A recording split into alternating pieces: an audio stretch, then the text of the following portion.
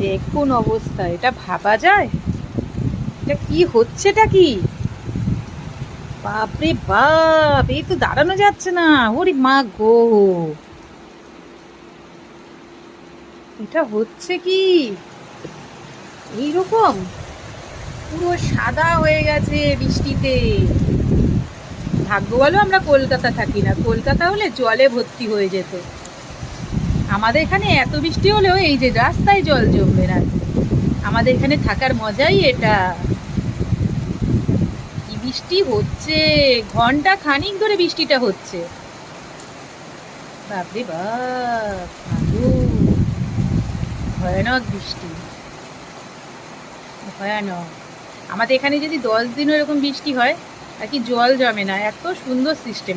কিন্তু যাদের ওখানে এরকম জল জমে যায় খুব কষ্ট হয়, খুব কষ্ট।